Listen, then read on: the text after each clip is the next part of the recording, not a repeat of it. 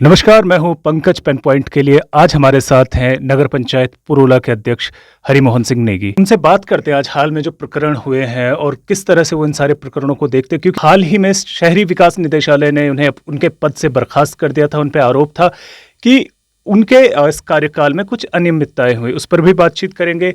अब तक जो पूरा प्रकरण हुआ है उस पर उन्होंने अभी तक कोई बातचीत नहीं की थी, तो जानने की कोशिश करेंगे कि वो इस पूरे प्रकरण को किस तरह से देखते हैं। हाल ही में उन्हें उच्च न्यायालय नैनीताल से भी राहत मिली है। उन्हें हटाने का जो शहरी निदेशालय का फैसला था उस पर फिलहाल कोर्ट ने रोक लगा दी है। इसके मायने ये हुए कि वो फिर से अपने पद पर बहाल हो गए हैं। तो आज हमारे साथ हैं हरिमोहन नेगी। उनसे जानते हैं कि इस पूरा प्रकरण आखिरकार था क्या। जी, स्वागत है आपका।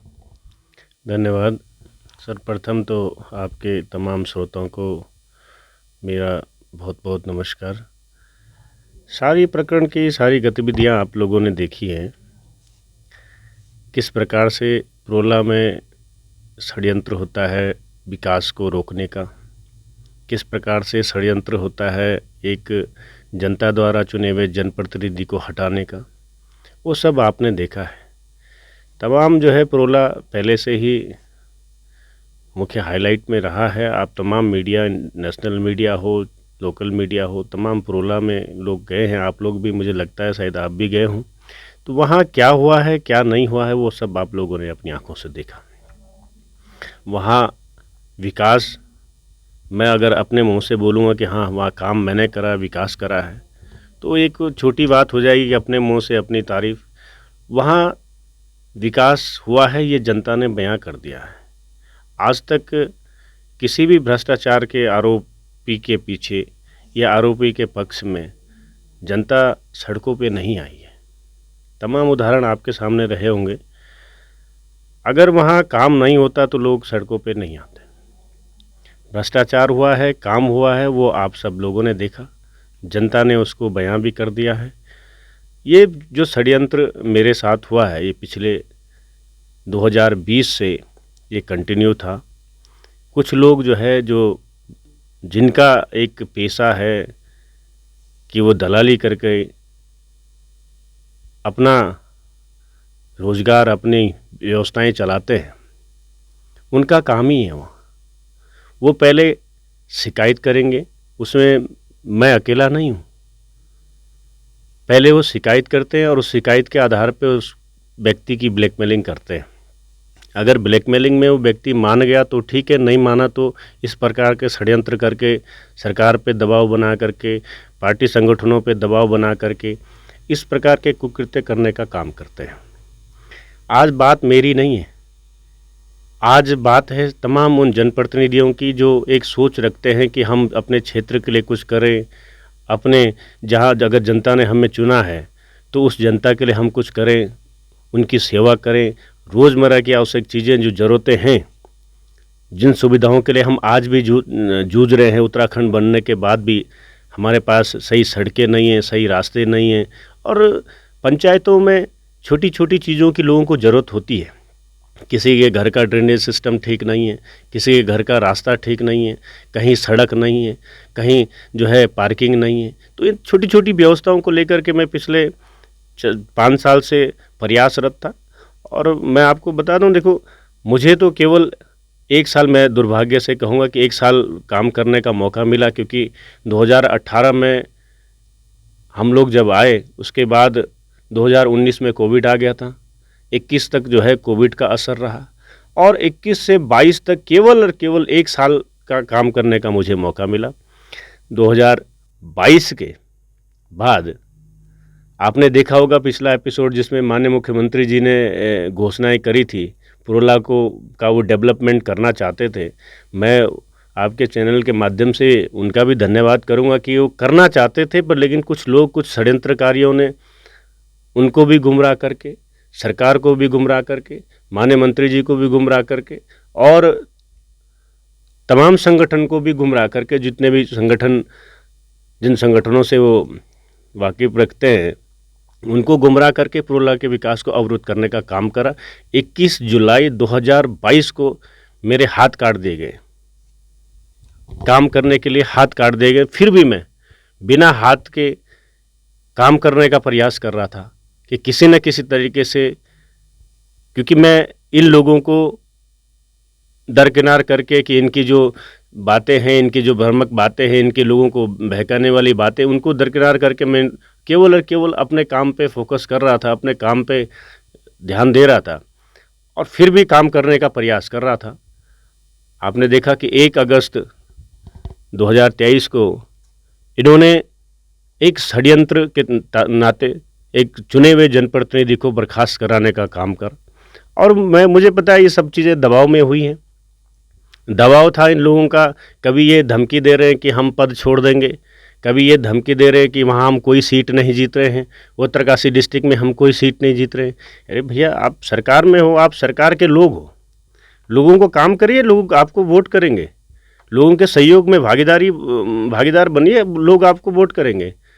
ऐसा जो है वो षड्यंत्र बना करके कि हम सीट नहीं जीत सकते, हम चुनाव नहीं जीत सकते, इस प्रकार का गुमराह करके आप जो है किस हद तक जो है जनता का नुकसान करेंगे। मैं टोकना चाहूँगा आपको, जब आप कह रहे हैं कि षड्यंत्र किया जा रहा है और आप एक लंबा प्रकरण बता रहे हैं ऐसे कि लंबे समय से आपको जो है आपके खिलाफ साजिश रची जा रही थी, तो आप ये बता सकते हैं कि आखिर कौन है इस षड्यंत्र के पीछे? क्योंकि इसकी टाइमिंग पे भी अगर हम सवाल देखें तो अगस्त महीने में जुलाई के आखिर में पुरुला में लगातार आपदाएं आती है, जहां पुरुला को इंतजार था कि उन्हें राहत मिलेगी, वहां सुरक्षा के इंतजाम किए जाने थे, बाढ़ के हालात पुरुला में बन गए थे, काफी नुकसान हुआ। तो आप इस टाइमिंग को लेकर भी आपके मत आखिर कौन षड्यंत्र के पीछे और ये टाइमिंग क्या रही आपको हटाने की?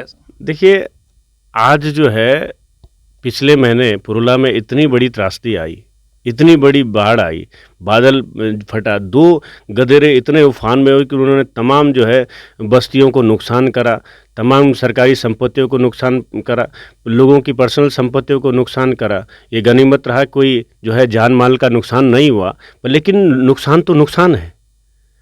इस समय ज़रूरत थी कि किस तरीके से हम उन लोगों के जो है दुखों को बांट सकें, किस तरीके से जो उनके ऊपर विपदा आई है उनके भागीदार बन सके, और जो परिसंपत्तियां वहाँ क्षतिग्रस्त हुई हैं उनको हम किस तरीके से पुनर्निर्माण कर सकें। इस समय जो है मैंने पिछले उसमें जब आपदा सचिव साहब सिन्हा जी वहाँ आए थे, जिलाधिकारी आए थे, तो मैंने उनके सामने भी बात रखी कि भैया पिछली बार भी यहाँ आपदा आई, नहीं हो पाया काम, इस बार भी आपदा आई, मेरा आपसे निवेदन है कि जो ये शहर में क्षति हुई है, गांव में क्षति हुई है, लोगों की कृषि भूमियाँ क्षतिग्रस्त हुई हैं, लोगों की जो है अपनी संपत्तियां, लोग जो है मकान बनाता है पाई जोड़ करके, उसको जो है एक बादल फटने की घटना से, एक जो है जल प्रलय आने से जो है उसका नुकसान होता है, तो उस परिवार पे क्या बीती आप समझ सकते हैं। वो परिवार कितना बैक हो जाता है, कितना पिछड़ जाता है, उसके जीवन भर की पूंजी मकान बनाने में लगी होती है। अगर वो मकान क्षतिग्रस्त हो गया, वो किसी प्रकार से उसमें